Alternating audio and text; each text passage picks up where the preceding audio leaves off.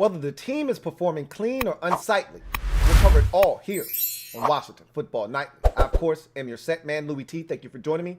Let's get to tonight's lead story.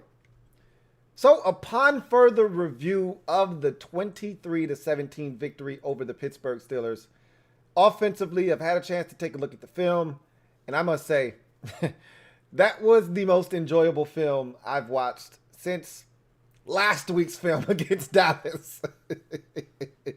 It's been a nice stretch here. I cannot tell a lie, okay? It's been a really fun stretch to be a Washington fan these last couple of weeks. And it just brought back so many good memories watching it. I had actually forgotten a couple of things that had transpired in the game. And so this was a nice little refresher, breaking down the film. But there was one constant theme that I walked away from watching the offensive film in this game saying to myself, and that's, we don't win this game with any other quarterback on the roster but Alex Smith. And, I've been a staunch Kyle Allen supporter. He would have made a mistake in this game. There were the Steelers. The one thing I also said to myself watching the Steelers is, damn, they're good. They're well coached. They don't make a lot of mistakes. It's exactly what you expected from the number one overall defense in the league. They don't make a lot of mistakes. They don't beat themselves. They're where they're supposed to be, when they're supposed to be there. They see things before it happens. They sag off into things. Alex Smith was extra careful with the football. And he had to be. Because if he made one mistake, and I think Kyle Allen would have made a mistake or two in that game, trying to fit something in there, thinking he sees one thing, they're doing something else, and he would have made a mistake and we would have lost the game. One mistake cost us that game. And I said this in the film breakdown. It doesn't matter where, how, or when. If we turned it over one time in that game, we lose. Don't care how, when, or where it happened, why it happened. If we turn it over in that game at all, we lose. And it almost happened with the J.D. McKissic fumble. A lot of people think about all the things that tight end Logan Thomas did in that game. Do not forget about that fumble recovery. 17-10. You're at your own 36-yard line. If they recover that fumble, it's lights out. They had just scored the field goal to go up 7. The defense got a massive stop on the next possession, not this one, but they had just went up by 7 with a field goal to start the fourth quarter. If you turn it over right there on that possession, and it doesn't matter, if they get another field goal, you lose this game. The momentum would have been gone at that point. It's a massive recovery by Logan Thomas. Alex Smith was a warrior in this game. And I'm gonna be honest with you. It wasn't just him, but he was a warrior in this game. The image of the blood on his cleats and him not even really recognizing that he was bleeding that profusely. Some of the things he did in this game, I'd like him to do some other things, and I pointed that out in the film. And if you're not on Patreon, you need to get on Patreon. And I don't really care how you consume the film, whether it's with me or on your own or somewhere else. Just make sure you're watching this film so you understand what's going on. But there are a couple of times where I looked at Alex Smith and I said, I would have liked you to have taken a shot. And I posted one of the plays on IG of Alex Smith extending the play, and this was early in the game. He extends the play, and he gets out of the pocket, flushes to his right, and if you remember, it's one of the early possessions in the game, and he finds Steven Sims in the flats. Sims gets up the field, but it's about 2 yards short of the first down. Cam Sims is wide open down the field for a touchdown. Now, he wasn't looking down there, and he was in full survival mode.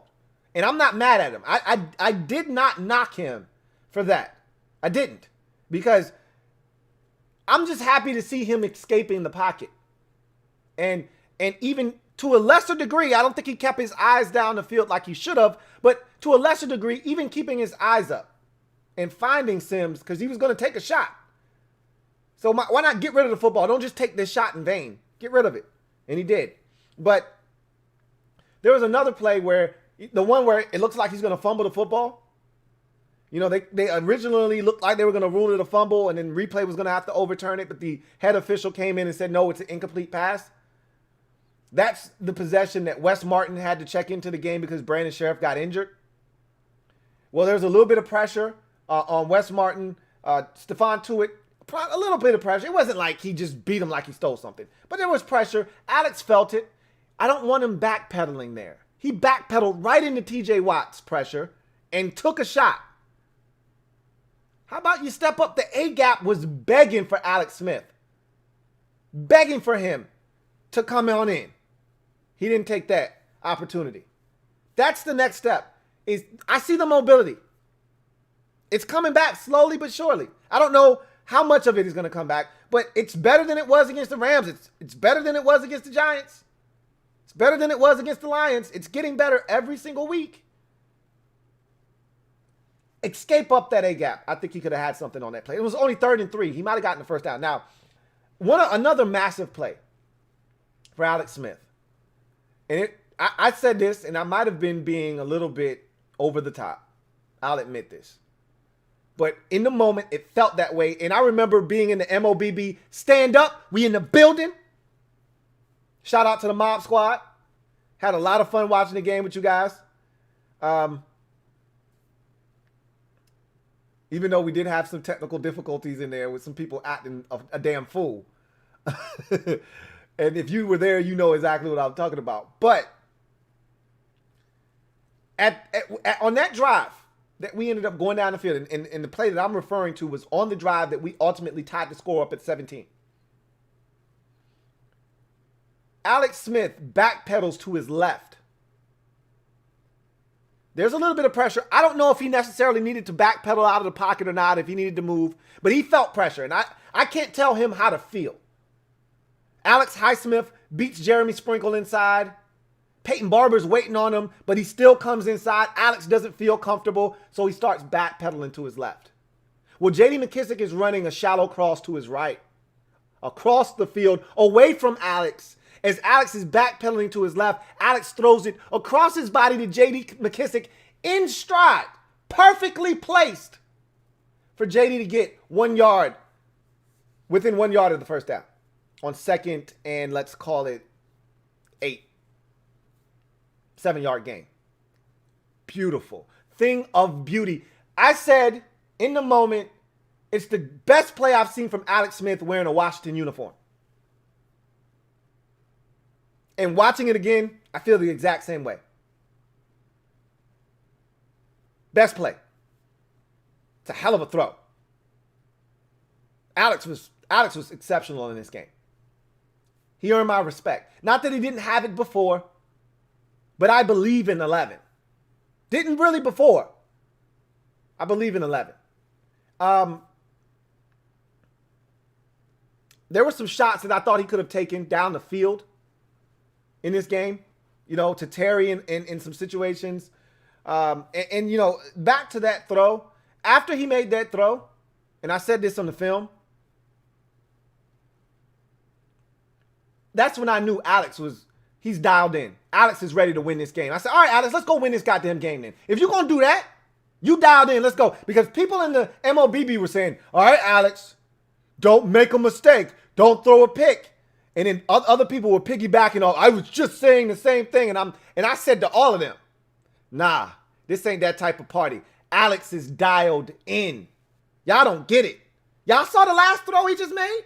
Backpedaling to his left, throwing across his body to his right, perfectly in stride to J.D. McKissic? Nah, y'all ain't understanding. This man is dialed in. Ain't no mistake coming. He trying to win this game. Well, let's go win it then. And that he did. I thought he was exceptional in this football game. Thought he was exceptional. There were a couple of throws that were a little scary. That first long pass to Logan Thomas with that corner sagging underneath. I thought that was going to be a pick. I'm not going to lie to you. But somehow it got in there. Logan, boop, got down to the 1 yard line. So it was a hell of a performance by Alex. And he saved his best and cleanest performance, I should say. I shouldn't say best. He saved his cleanest performance for the most important game. We could ill afford, and he wasn't by himself. We weren't our sharpest in this game. And when you watch it, even in real time, you could see. I think they were a little tight early, especially. They were a little nervous. There were some nerves in this game. I thought this was Isaiah Wright's worst game this season. And if we're talking about Isaiah Wright, who's a rookie, so it's the worst game of his career for Washington. It looked like the bright lights and the big stage affected him. You know, maybe he was cold. I don't know. But he wasn't himself. He fell a couple of times. He stumbled a couple of times. He dropped the football a couple of times. He was not the Isaiah Wright that we had come to know and love. I thought Terry had a rough going of it in this game. I thought Terry had a really rough go of it. And you know what's crazy? What's the irony of it is that Terry had the first catch of the game. If you remember the first play offensively for Washington, it's an 11-yard gain to Terry. And I'm like, okay, Terry, you're on your way to 7 for 97 like we're accustomed to seeing. Who knew that was going to be Terry's biggest gain of the day and one of like 2 or 3 catches he would have on the afternoon or the evening? I thought Terry should have caught the deep ball that Alex threw. Would you like Alex to put some more air on that one? Sure, absolutely you would. But we watched Terry go up and make a play against Cincinnati, so we know he's capable. I thought Terry needed to catch that 3rd and 4 shallow cross. He would have been short of the sticks. I think he would have been short by about a half a yard. I'm kind of glad in the moment. You know, after watching, in the moment I wanted him to catch it. After watching the film and assessing the situation, I'm kind of glad he didn't catch it. Because had he caught it, I think we would have been short and we were in our own territory. It would have been 4th and I'd call it 6 inches. So 4th and a yard, but it would have been about 6 inches. And you're down 17-7 at your own 41-yard line or so. 30, 39. I think we might have been at like the 39, your own 39. I think Ron would have really entertained going for it. And I would not have been on board with that decision. Not the way that the defense had been playing. And you just don't want to put yourself in a position where the Steelers can take a 2-score lead. But I think Ron would have been thinking, we can get a half a yard. So I'm glad that he wasn't put in a position where he even had to make that decision. The decision was made for him with the drop. Just go ahead and punt the football. And it was a hell of a punt by Tress Way, by the way. Anyway, I digress. There were so many things in that game that I enjoyed thoroughly, and going back and watching it, reliving it again was awesome. But my biggest takeaway is that we don't win that game with another quarterback on the roster other than Alex Smith, because the other 2 quarterbacks on the roster would have made a mistake at some point. They would have turned it over. They would have taken a bad sack. And Alex took a couple of bad sacks late in the first half on that last possession. But they would have done something in that game to turn the tide, and it would have cost us dearly. In that game, you couldn't afford a big mistake. We had a bunch of penalties, and this team this year, this isn't Club J anymore. We're disciplined on offense. You know, I was so appalled by the penalties and things because we don't do that anymore. We're one of the least penalized teams in the league. We don't hurt ourselves with penalties. The reason we've been so good of late in converting 3rd downs is because we stay ahead of the sticks. We're constantly in 3rd and 5 and 3rd and 4 and 3rd and 3 and 3rd and 2 and 3rd and 1. We're constantly in those situations. And to see us in so many, we were 0 of 8 in the first half offensively. And the reason is because we were constantly in 3rd and 7 or better. I can't tell you how many times it was 3rd and 9, 3rd and 10, 3rd and 11, 3rd and 13, 3rd and 14. Hell, the first possession of the second half, it was 3rd and 14 on the wide receiver screen to Cam Sims, because we came out of the locker room with a false start and an illegal hands to the face penalty. I'm like, who are these guys? I don't know these guys. In the first half, we had a similar sequence where we go false start on Morgan Moses, and then Alex Smith takes a delay of game. I'm like, you can't have a delay of game after a penalty. What are you doing? It's 1st and 20 now. We consistently shot ourselves in the foot. But we overcame it, man. And again, it speaks to the resilience of this football team. It really, really does. Let's get to some super chats. I think I saw a couple of them. Brendan McCloskey, thank you for the super chat, Brendan McCloskey. Greatly appreciate you. Brendan McCloskey writes, let me scoot over this way.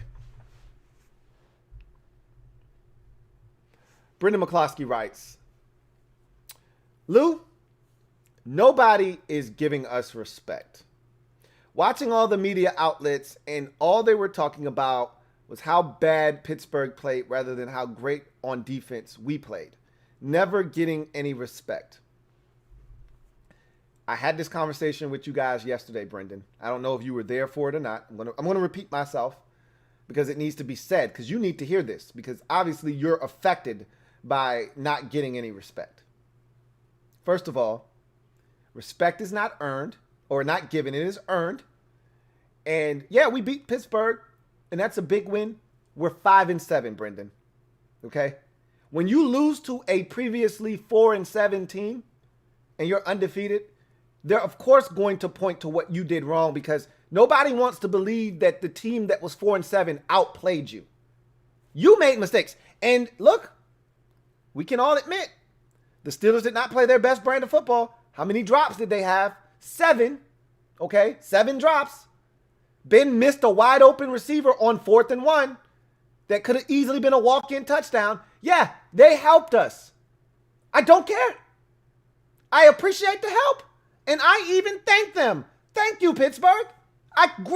We needed this game more than you did. Thank you. So let's put that aside though. Okay? In order to beat a team like that, you need some breaks. We got breaks. We took advantage of those breaks. I'm not apologizing for that. Sorry, I'm not going to do it.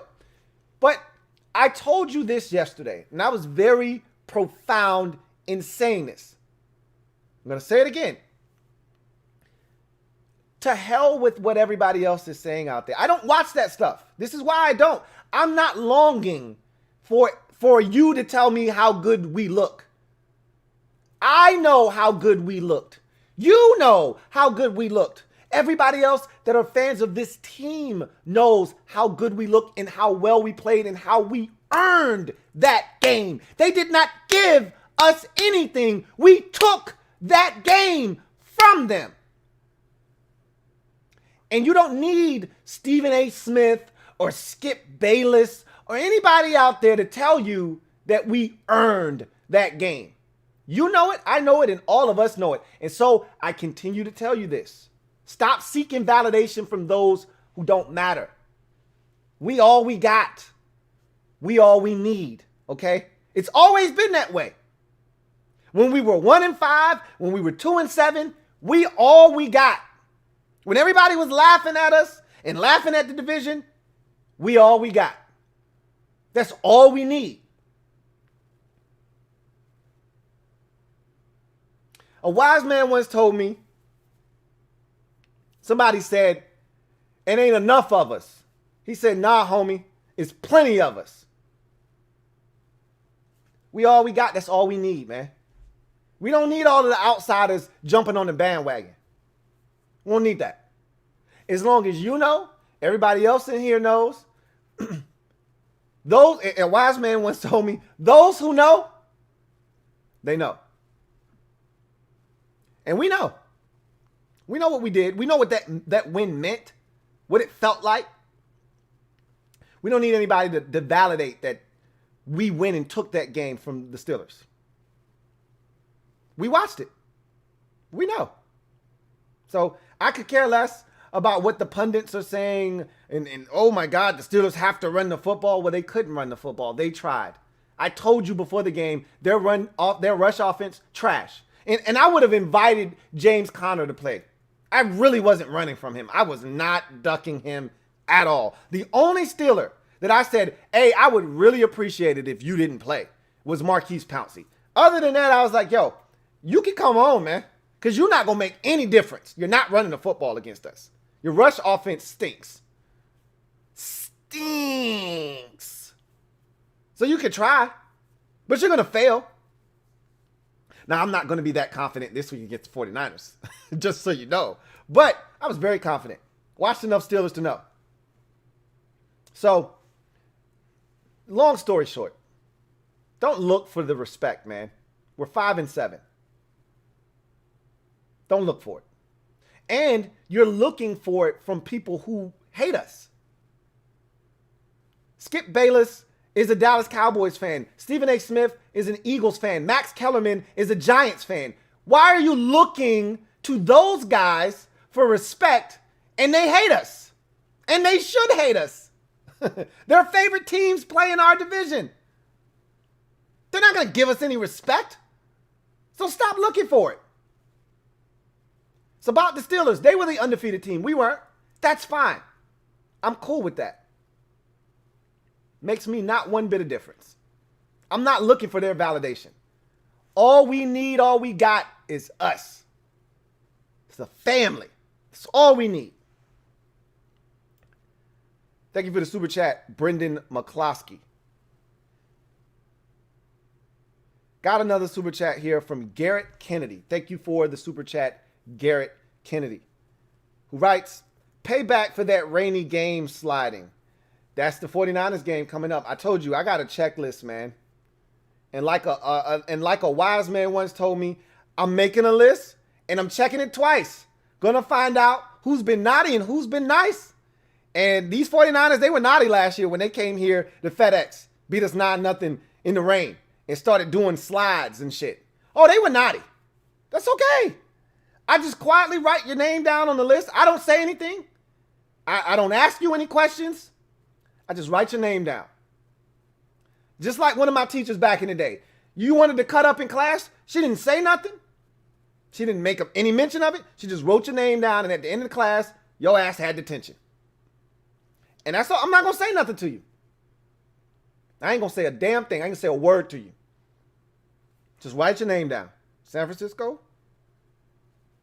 49ers. All right. Got you. You on the list. You know, I told you, I don't make mention when you do something that I think is out of bounds, I'm not going to bring it up. I'm not going to say nothing to you. I'm like, all right, man, good game, man. We'll see you down the road. And you don't even know you're on the list. But you're on the list. 49ers on the list.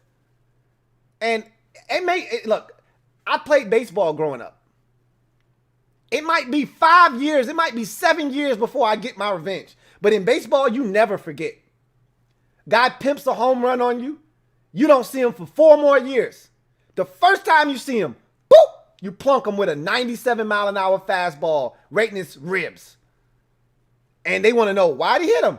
Well, got to go back 5 years to find out, but it's there. Stupid stuff. Really petty. Baseball players they're as petty as they come. I hate it, but it's in my blood. So, I'm petty. I'm going to write your name down. And if I write your name down on the list, it might take me a while, but eventually, I'm going to get to the list, and I'm going to scratch your name off. And it might take a while, but I'm going to get you. I remember when the Saints got us, when they were undefeated.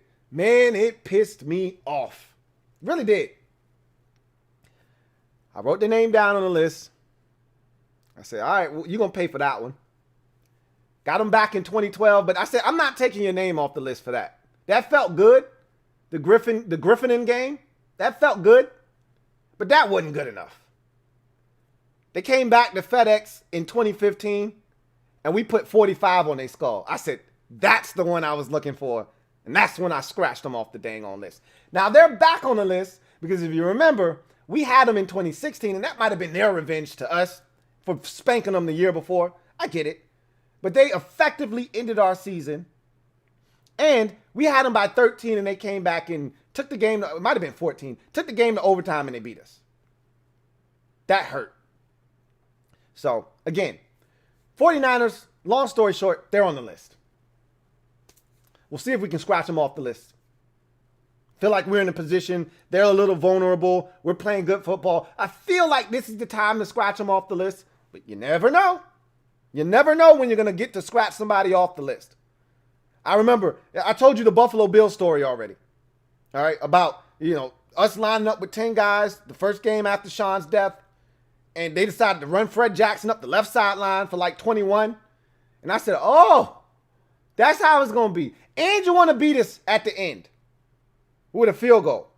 That was supposed to be our game for Sean, and you want to beat us? Not to mention the disrespect that you could have said, you know what? Out of respect for Sean Taylor, we ain't even going to run this play. We're going to snap the ball, and we're going to take a knee. Or we're going to snap the ball, and we're going to throw it out of bounds. Nah, you decided to run a play. Okay. Buffalo Bills on the list. And we smoked them in 2015. And I loved every second of it. Every second of it. Anyway, I digress. Got one here from Millie Mentions. Thank you for the super chat, Millie Mentions. Greatly appreciate you. Millie Mentions writes, they balled out. Losing Gibson took some spark from the O for sure. Have to find other ways to use speed like Sims, McKissick, and McLaurin. You're absolutely spot on. I'm watching the film and watching Gibson's second carry, because that was his last carry. It was a hell of a run, and I actually posted that run on IG. And watching that run, I said, damn, he was going to be good in this game. And I don't really know if he was going to tear him up or if they were going to, eventually corral him and that was going to be his best run of the night. Just like Terry had, his first catch was his best catch and one of his few catches. That could have been the same thing with Antonio Gibson. That run could have been one of his best runs, and they could have shut him down the rest of the night. And you look up, and he's got 13 carries for 36 yards and a long of, 11 or 12. And that was that run. And you're like, well, they shut him down after that one. It could have been that way. It felt like it was going to be more like a 16 for 77 type of game with 4 catches for another 23 yards. And you look up, and he's got, a touchdown and 100 total yards of offense. It looked like it was going to be one of those types of games, but it definitely took the sails out of the run game for sure. It changed everything from a play calling standpoint. I think it really crippled and handcuffed initially Scott Turner, and you had to adjust. A lot of the two back things that you wanted to get to, it's not quite the same. It doesn't have the same impact with Peyton Barber out there. They didn't even pay attention to Peyton Barber in the pass game. They total disrespect and disregard for Peyton Barber. We motioned him out. The corner out there wasn't even paying attention to him. He would run 8 yards up the field, stand there, and he'd be by himself. And Alex wasn't checking for him. The corner wasn't checking for him. Those two back situations don't feel the same. They don't look the same. They don't feel the same. They don't smell the same. They're not the same without Antonio Gibson in there. But, as you mentioned, there are other ways to circumvent the loss. More Steven Sims Jr. McKissick is going to have to step up. I already told you that was going to be the case anyway. And, McLaurin, they're going to continue to move him around, try to get him more involved. And I think you're also going to have to see another guy step up in Cam Sims. He's continuing to expand his role on his football team. And I think this is a guy that you got to start diagramming plays to get him involved. I think he's earned the right to be a fixture of this offense. When we start talking about playmakers, and we only run off 3 names usually, McKissick, Gibson, McLaurin, we're getting close to saying, hey, don't forget about Sims and don't forget about Thomas. I'm not there yet, but it's getting close, man. It's getting late early, all right, if you know what I mean. It's getting to the point now where I'm like, hey, man, Cam Sims, Logan Thomas, all right, not to be trifled with. And I'm hoping at some point we get AGG back and throw him in the mix and see what he's about. So I like where it's trending But I think Steven Sims is the guy that's going to have to step up. I've been saying that for the last 2 weeks or so. I'm going to continue to beat that drum, even though, at times he makes me look foolish because every time I'm beating the drum for him, they throw it to him and he drops it. I'm going to keep beating that drum because the guy's talented. So, thank you for the super chat. Millie mentions. Got another super chat. This one is from HTTR Moko Land. Thank you for the super chat, HTTR Moko Land, who writes, "Hey, my man, why Ryan Clark be hating on us so much? Can't stand that guy. Anyways, you the man, T. Best watched the football streams. You are going places. I appreciate that. Look, Ryan Clark is a member of the media. I actually like Ryan Clark. Okay, he played here twice. I was hoping when he came back home that any animosity in the air, because there was definitely animosity there, and it should have been. He should have been here. He should have never been able to leave to go to Pittsburgh. Sean Taylor wanted him here. Greg Williams wanted him here. I wanted him here. And I think a lot of you wanted him here. And they let him leave over a few $1 million. And they went and got Adam Archuleta. How'd that turn out? So, obviously, he was a little sour about that. And he should have been. But he came back home at the end of his career. It wasn't a great season at all. But, he's in the media. He's got an opinion. It is what it is. I watched him on Scott Van Pelt. I happened to run into him. Because, again, I don't watch a lot of that stuff. I only happened to run into it because I was playing catch-up on Bills 49ers because I had the overtime stream. And so I was like an hour and a half behind in the Bills game. So after I caught up, the Van Pelt show came on because I set my DVR to record 90 minutes over just in case the game went to overtime. So I ran into Van Pelt. He's a Washington fan. So I said, well, I'll just watch this before I start the overtime stream real quick. And he did the highlight real quick. And then he went to Ryan Clark because Clark played for both teams, the Steelers and Washington. And obviously, as you guys have pointed out, he decided to focus in on the Steelers. Didn't really give us any credit. And that's fine. I wasn't looking for it. And everything that he said was factual. I didn't have a problem with it. He said the Steelers don't run the football well in some crucial situations. They didn't even think about running it. And he singled out the 3rd and 1 that Kendall Fuller broke up to force a 4th and 1. And then that was the pass to McFarland that was incomplete where John Bostic was beaten. In past years, in Pittsburgh Steelers lore, in years of yesterday, those are running downs. 3rd and 1, 4th and 1. They're smash mouth team in the AFC North. And if you talk to enough AFC North fans, they'll tell you, gotta run the football in that division. Steelers can't run the ball right now. And that's what Ryan Clark was talking about. I didn't have a problem with it. He chose to take the Steelers angle, didn't touch us. I'm cool with that. I wasn't looking for it. Got no problems with that. I don't have a problem with Ryan Clark. But it is what it is. I told you, I don't go looking for validation from people outside of the family. I don't go seeking that because you're not going to get a lot of it. But if you know, you know. Thank you for the super chat. Got another one here from Extra Squaw. Thank you for the super chat, Extra Squaw. Greatly appreciate you. Extra Squaw writes, I would love to win the division, but a part of me wants to go on the road in a playoff game. It creates a different atmosphere even without fans. No parts of me wants that road division game right out of the gate.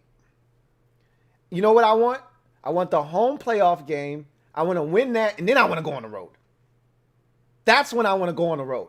Let me get the win at the crib first, and then I can pack up my things, go on the road, and try to shock the world.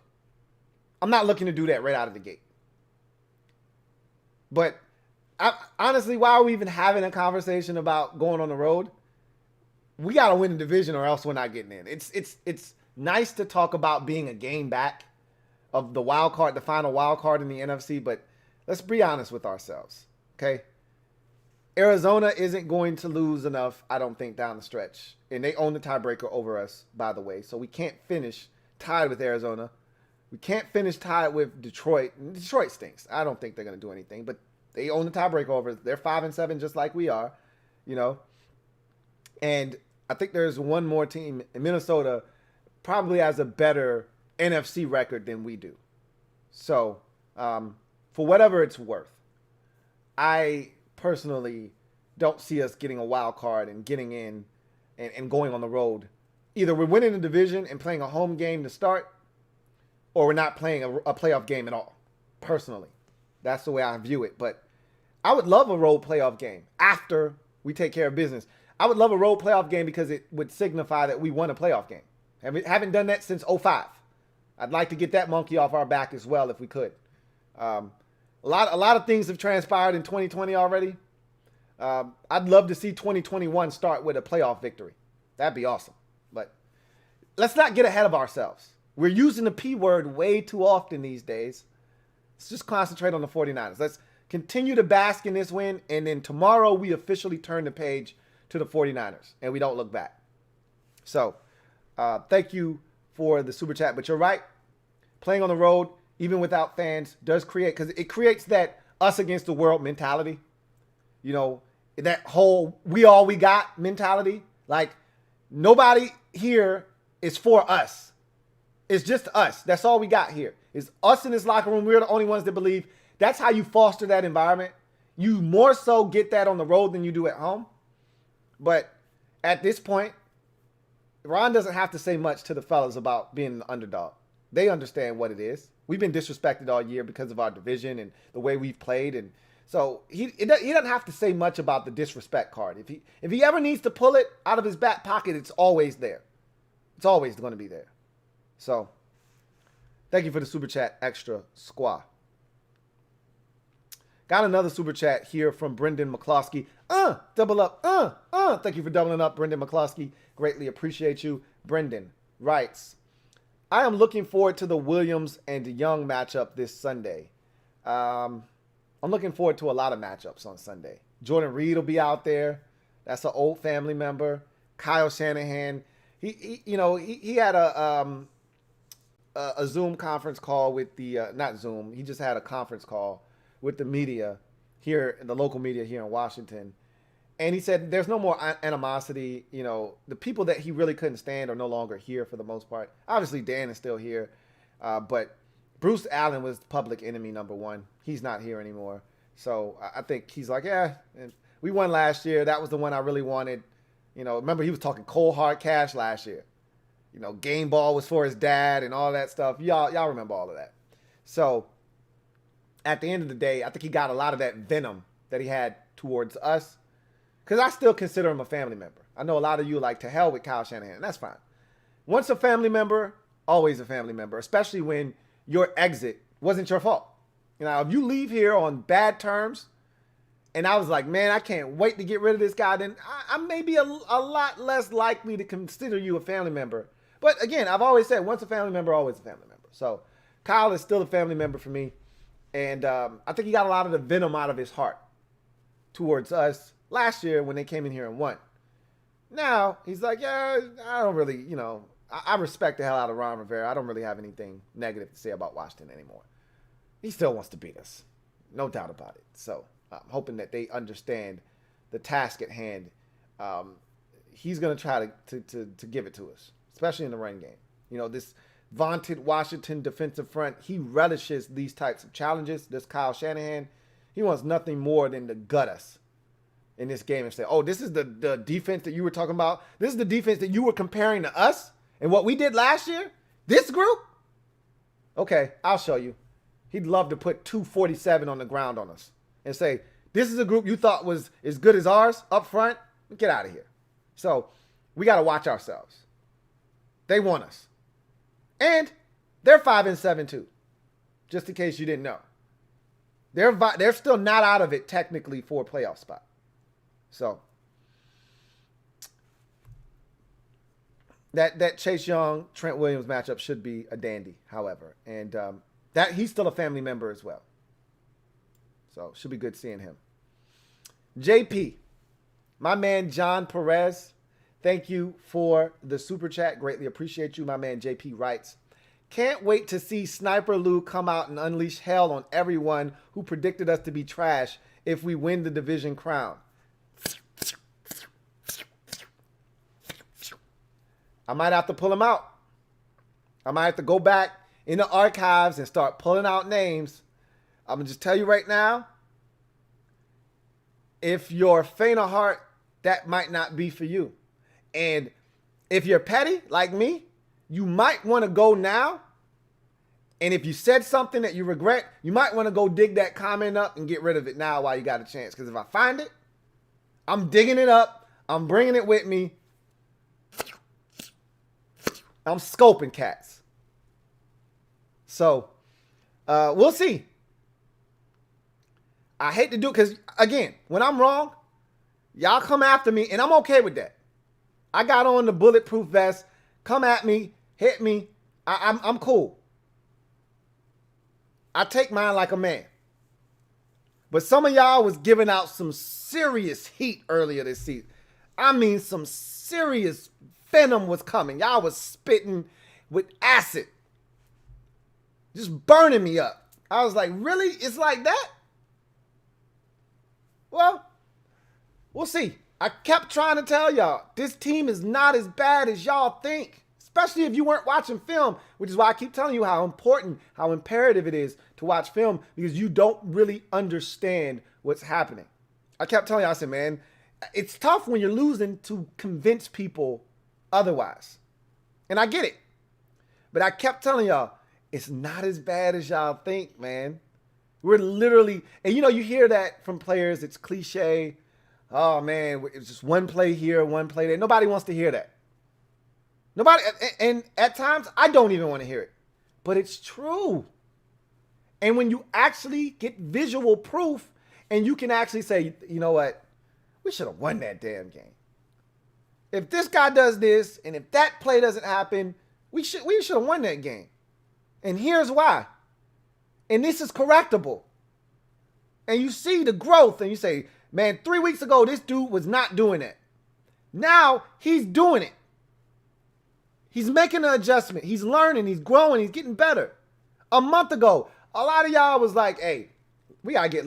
There was still some of y'all, we got to get Logan Thomas the hell out of here. Logan is trash. I'm like, not exactly.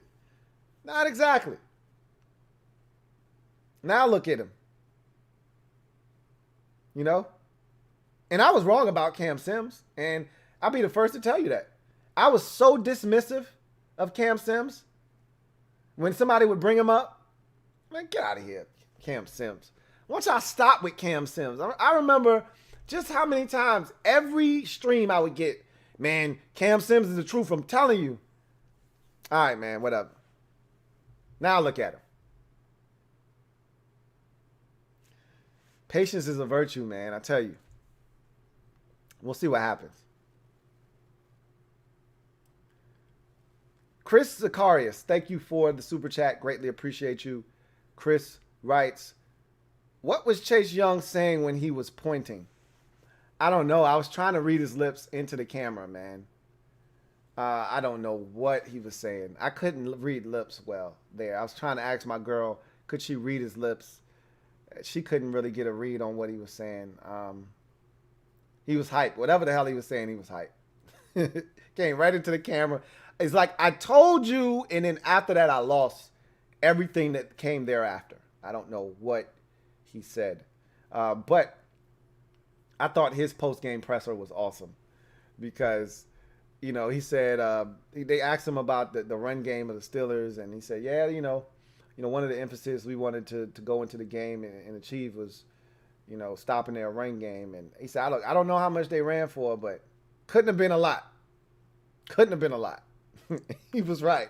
And then he said, you know, on the play that he made on the fourth down that stopped the Steelers from getting in the end zone when he crashed inside and made the tackle on the running back.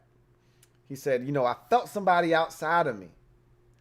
And, the tight end had to make a choice. He either had to block the guy outside of me or block me. And, my goal, once I saw that and I felt somebody outside of me, he said my goal was just to get inside, to make that tight end wrong. Whatever decision he made, whether he decided to block me or the other guy, my job was just to make him wrong. So I was just trying to win.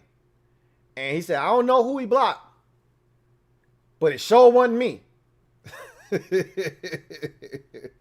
And he was right. It wasn't him because he came scot-free and made the play. So I love that guy. Chase Young is awesome. Anyway, I digress.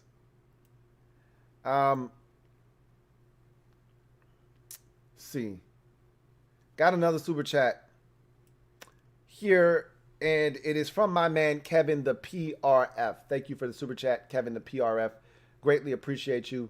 My man Kev writes, so are we getting off of Bostic too, or do we still want his backup starting? Haven't seen a piss poor play in 2 games. No, I look. I still would like to see Sean Dion out there. I'm going to admit, Bostic has been better of late. He's more aggressive, but there's still flaws in his game. But he's been better. But, that one interception doesn't erase all of the mistakes he's made to this point. I'd still like to see Sean Dion out there and give him a run. But Bostic's been more aggressive. He's attacked the line of scrimmage a little bit better. He's blitzed effectively of late. He's been solid, man. But he's still a liability in coverage. And he still can't shed blocks.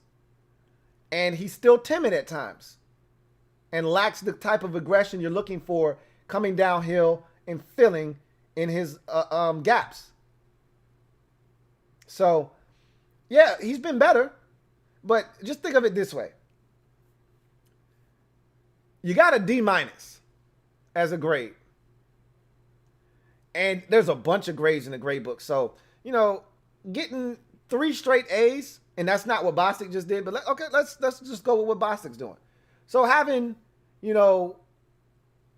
a C and 2 straight B's isn't really going to take that D up to a B. It might take that D from a D- to a C-. Shit still ain't good enough. It's passing. But I feel like we could still upgrade. So no, I'm not like, Bostic's fine. Nah. I'd still like to see Sean Dion, but we're at the point of no return now. If you were going to try Sean Dion, you should have did that when we were 2-7. When we were, 3-7. When you had a chance to, without any repercussion, to throw him in there and say, let's see what the hell we got. We passed that point now. And obviously, I told you a long time ago, I said they're stubborn. They're not going to take John Bostic out because he's given them every reason and every opportunity to go elsewhere. And they haven't. So if they haven't done it by now, they're not going to do it. So I'm not even looking for Bostic to be replaced at this point. I just take the good with the bad and I say, hey, that's John Bostic. But after the interception, he does get one of these, just one. John Boom Bostic. That's it. He earned one. That's it. All right. So now I want to go to in other news. And we all been waiting patiently for an update on running back Antonio Gibson. I told you guys that Ron Rivera had a long presser on Tuesday after the game. It was damn near 30 minutes. So I said, don't expect to hear from him Wednesday. I know it's a condensed week. Normally, if the game is on Sunday, he'd speak Monday. We wouldn't hear from him Tuesday. He'd be back on Wednesday, along with Scott Turner. Well, this is a different week. Game was on Monday. No Rivera Tuesday, no Rivera on Wednesday. And now I think we'll hear from him tomorrow on Thursday. And I think everything gets pushed back a day. So I'm expecting Rivera and Turner on Thursday. And I'm thinking we're going to get Jack Del Rio and Rivera on Friday. and you won't get a positional coach this week. Normally, it would be Rivera and Turner and Alex Smith on Wednesday. On Thursday, it would be Rivera and Jack Del Rio and a couple of players.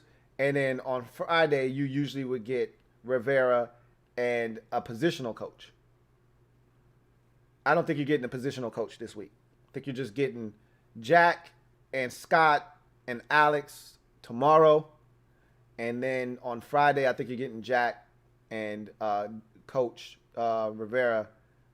And maybe a couple of players will be made available to the media on Friday. So anyway, we haven't heard from the coach on the injury status of one Antonio Gibson.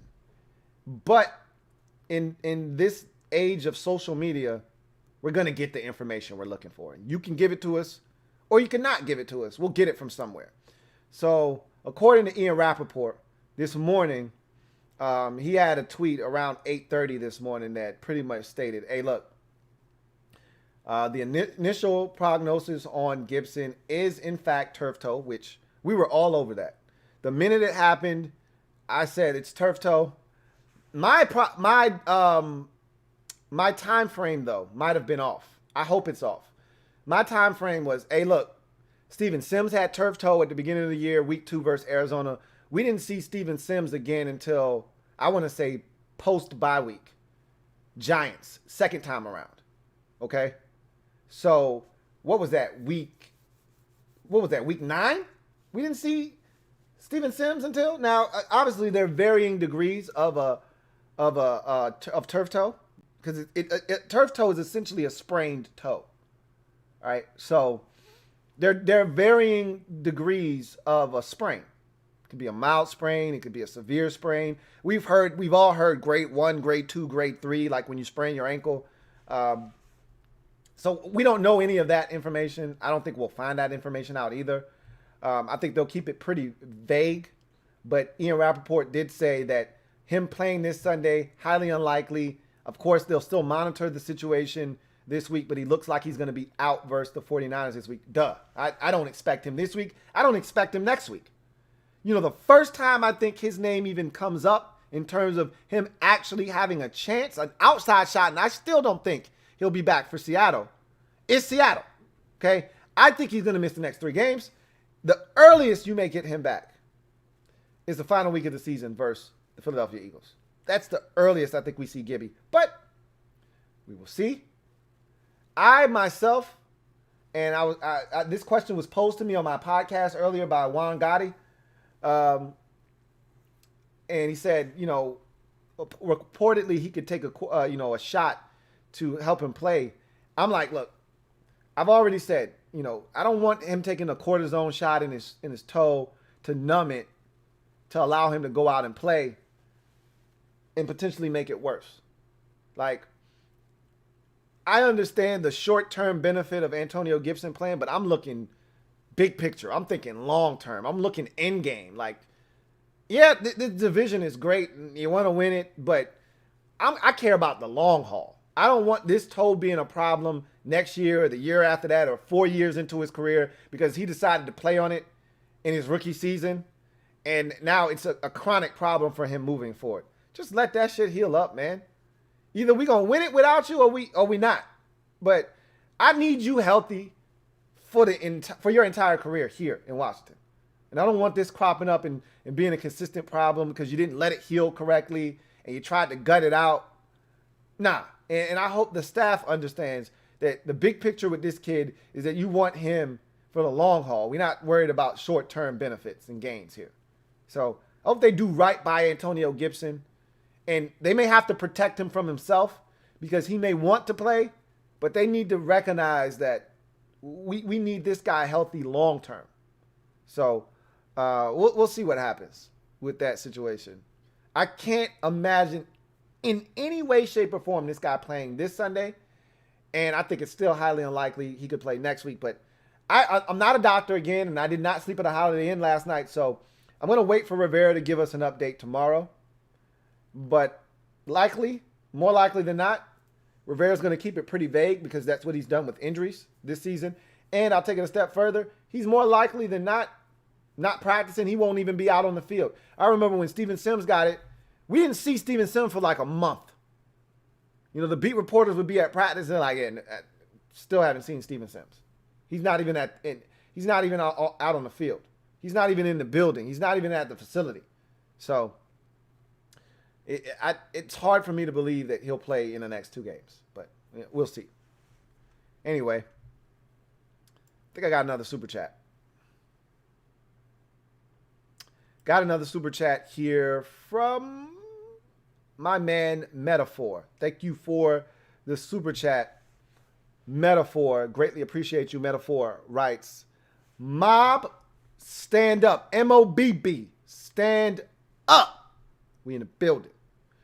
Bostic, but he still has issues. Rivera talked to Great D, attack your gap, right? So that's been the biggest problem with Bostic is he's not aggressive enough attacking the line of scrimmage. And I've pointed that out watching the film with you guys, that he's too hesitant. He's just standing back there and he's watching and he's hesitating. Just go, bro. Just go. And he's allowing those double teams to climb to him to the second level. That's not how this defense works. You got to be aggressive in attacking your gap. He says, not wait for it to come to you. Boom Bostic doesn't do that yet. Question mark. No, he doesn't. He has been doing it a little bit more so of late. It really started with that Lions game where you could see him attacking a little bit more. And he's been getting better as the weeks progress, but he's still not the guy that, you know, Rivera really needs to make this defense really go. And again, excuse me, as I mentioned to you guys, that's probably not going to be able to take place until the offseason. And that's probably the way they're addressing this and viewing it is, look, it ain't really much we can do about it right now. You know, and again, they're at practice every day. They see Sean Dion. And if they're not impressed, then they're like, you know what, we can't do any better than this. Let's just leave him out there. He does a good job of getting everybody lined up. He plays balls to the wall, and he's physical. And we know we can trust him. He may not get the job done all the time, but we know we can trust him. So I don't anticipate anything being done there. And I'm not looking for it. I told you guys like a month and a half ago, don't look for Bostic to be replaced. Don't look for him to be benched or anything of the sort. It's not happening. So anyway,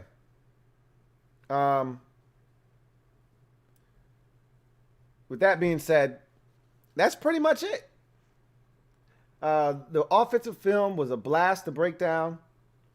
Got the defensive film tomorrow. We'll wrap that up, put a bow on Pittsburgh, and then we will turn our attention directly to the 49ers and really start honing in on them. We'll take a look at the injury report, you know, take our first look at the 49ers because everything is going to be abbreviated this week because of the short week. So we'll have to condense some of the things that we would have already have done or some things that we would do on Friday, and we'll have to bring it into a very condensed Thursday show so that Friday leaves us with our analysis of the game and our prediction. So a lot to get to over the next 2 days on the show. So make sure you're tuning in to Washington Football Nightly as we will put the bow on Pittsburgh. I know some of you are still on cloud 9. I'm like on cloud 6. I'm coming down a bit. By tomorrow, I'll be back on solid ground, 2 feet down, 10 toes down. And then I'll be ready to turn my attention to the San Francisco 49ers. We need to make it 4 straight. We need to get within a game of 500. And so the next game becomes the most important game. And that's going to be the 49ers out on the left coast in Arizona. So we'll get there. Got another super chat. Want to take that before we get out of here. XL The Truth. Thank you for the super chat. XL The Truth, who writes, what's up with Bryce Love? Do we activate if Gibson's down? Bryce Love done for the season. Okay, so Bryce Love practiced right around Thanksgiving. It was right around like the week before Thanksgiving. And once he practiced once, all right, they had essentially 21 days to activate him from IR. If they did not activate him in that 21-day window, he was officially going to be placed on IR for the remainder of the season. That's how IR works. You practice once, and now the clock starts. And the team then has a 3-week period to then activate you and bring you up to the active roster. If they do not do so in that 21-day window, you are then effectively, immediately placed on season-ending IR and your season's done. He practiced. There was swelling in the knee. They didn't like what they saw from him in terms of his response to the workload that he had at that practice. And so they sat him down. He didn't respond well from a recovery process and standpoint. And they said, we're just going to wait till next year. We just want you to fully heal, and we'll try again next year. So for all of you out there, and I've seen, Bryce Love's name come up more in the last 48 hours than, and we've had this conversation already. Bryce Love is done for the year. Done. Can't come back. So we won't see him until 2021. So so let's have that conversation now so that you can be updated on what's going to happen. We have a running back on the practice squad. We signed him to the practice squad 3 weeks ago. He promptly then was placed on the COVID-19 list. It's crazy. It's the running back out of Maryland. He was first on the Giants practice squad, and then he wasn't. His name is Javon Leake. If you're a Maryland fan, you know who I'm talking about. Big, tall, upright back, very fast, really good at returning kicks. That was his big thing at Maryland. Explosive, dynamic, made plays. He's on the practice squad. More likely than not, with Gibson down, they're going to have to elevate another back. That back, more likely than not, is going to be Javon Leake. So he'll be the third back. He won't see the field unless something happens. Not going to speak that into existence. But he won't see the field. Just like when they brought up, the Alabama receiver, when they snatched him off of the Green Bay Packers practice squad, and he was up, but we didn't see him. And then he's been inactive the last couple of weeks. Robert Foster, that's his name. Same thing with Jeff Badette. We would see Badette from, time to time, but not really. It'll be the same thing with Javon Leake. If all things go well, we won't even know he's active. But he'll be there, and more likely than not, he will be the answer to who's the final back. Because they're not going to just go with two backs. They're going to go with at least three on game day. And I think Javon Leake is going to be the guy that gets an opportunity. We will see. But more likely than not, that's how that will go. So,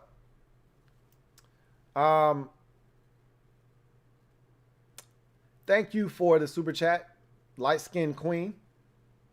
Greatly appreciate you. With that being said,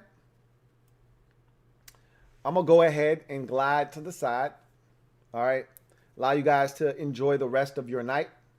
We will be back tomorrow with a very, very condensed and very heavy. The next episode is going to be very heavy because we'll be talking defensive film and the takeaways from the game. And then we will we'll have a lot of content because, like I said, I think they're going to take all the Wednesday content and move it to Thursday, which means we'll probably get Rivera, Turner, and Alex Smith tomorrow speaking. More likely than not, I could be wrong. And we need to turn our attention to the 49ers. We'll take our first look at the injury report for the week and start talking about some of the things we need to be looking out for with this 49ers football team. So a lot to get to tomorrow on the show. So make sure you tune in. I think I'll try to premiere that one if I get it done soon enough, because we do have Thursday night football this week, unlike last week when we didn't. We do have Thursday night football this week. So if I get this video done in enough time, I'll premiere it and we can chop it up together as you're watching it. And if you got any questions, I can answer them in the comment section. If not, I'll upload it and we'll chop it up on Friday. So, got a couple more super chats. Let me go ahead and knock those out.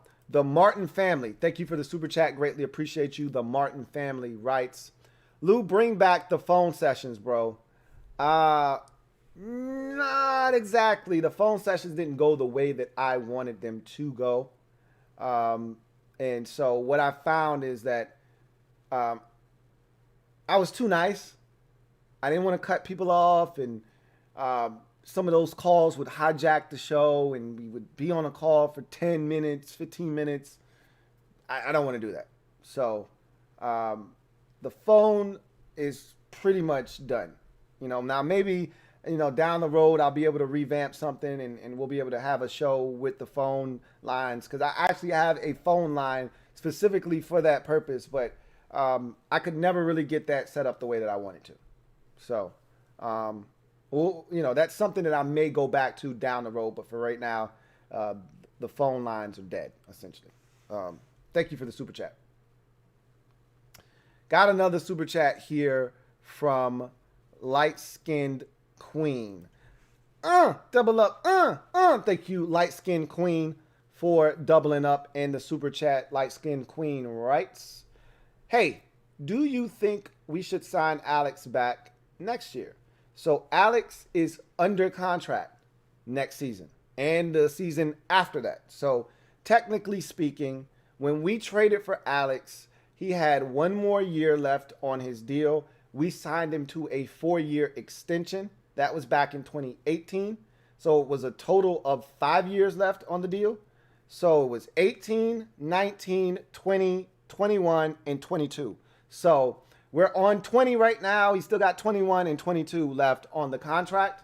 So we don't have to do anything with Alex. We don't have to re-sign him.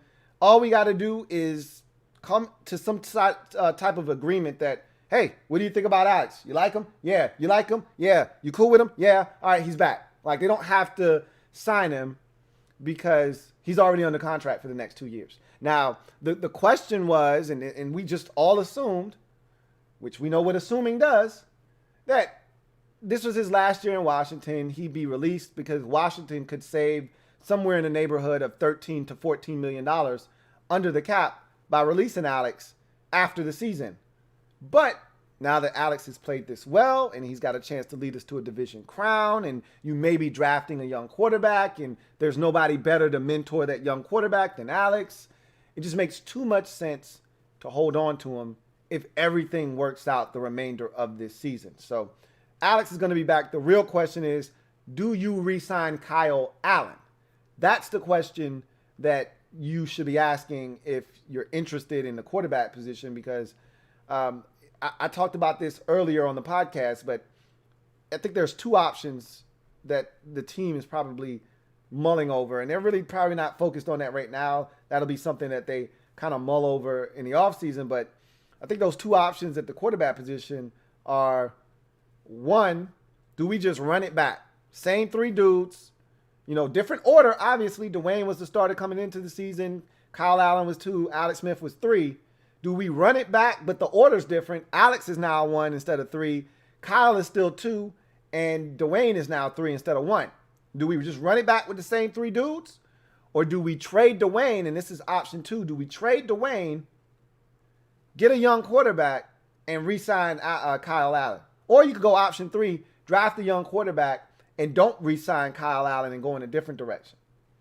I think there needs to be a buffer between Alex Smith and the rookie if you go out and get a rookie. Don't think it should go Alex Smith and then rookie. Or you could say, hey, we really like Steven Montez. Don't need to re-sign Kyle Allen.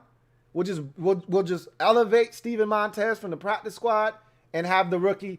Highly unlikely. I don't love that scenario because, again, Kyle Allen knows the offense. So worst case scenario, he can help teach the rookie the offense. And that's what you want. You want to have quarterbacks that know the system so that you can help that young guy speed up the process of learning the offense. That's why every time you see an offensive coordinator go to a new destination, he usually brings with him a backup quarterback from one of his previous stops because that guy knows his offense and can help him with the install. So that's why that was one of the reasons they brought Kyle Allen along. Make sense? So a lot of questions, not a lot of answers at this moment, but the question that you asked, easy answer. Alex Smith doesn't have to be re-signed. He's already under contract. So more likely than not, he will be back next season. So in any event, that's going to do it for me. Your man, Louie T. Thank you so much for tuning in. Greatly appreciate you guys. Remember, if you haven't already done so, what are you waiting on? Subscribe to the Louie T Network for more great content. Turn on that notification bell so you don't miss a thing. Also, hit that like button if you haven't already hit it. Let's get this thing to, we're at 78 likes right now. Let's get this thing to 85, 90. 100 would be great. But you know what? Beggars can't be choosers. Let's get this thing to 80, get it to 85. And if we get it to 90, great. But if you haven't hit the like button already, help me out. Hit the like button. I greatly appreciate you guys. Look forward to chopping it up with you tomorrow, as again, heavy episode tomorrow. Lots of information. We got to condense it on Thursday because of the short week. So that might be a longer episode. I'll try to keep it under an hour, but you know how these things go. If there are some interesting things that come out of the Zoom conference calls with either Scott Turner, Alex Smith, or Ron Rivera, it may push out the episode a little bit longer. We'll take a brief first look at the 49ers, but we'll really dive in deep with the 49ers on Friday when we go keys to the game and our predictions. So look forward to chopping it up with you guys tomorrow. And also remember, defensive film, we will talk about the defense tomorrow, and give D-Hop some love. All right, I know a lot of you were on his back, and rightfully so. You know, I'm a D-Hop apologist. That's my guy. D-Hop was massive in this game. We'll talk about that because I like to lump in special teams and defense with each other. So we'll talk more about that tomorrow. But make sure you show D-Hop some love, man. He was huge in the outcome of that game. So with that, I'm going to get out of here. You guys enjoy the rest of your night. I thank you guys so much for joining me. Remember, I'm your man, Louie T, and this has been Washington Football Nightly Live. See you next time. Have a good one. Here comes the diesel. Here comes the diesel. There's the snap. Hand to Riggins. Good hold. He's got the first down to the 40. He's gone. The 35, the 30, the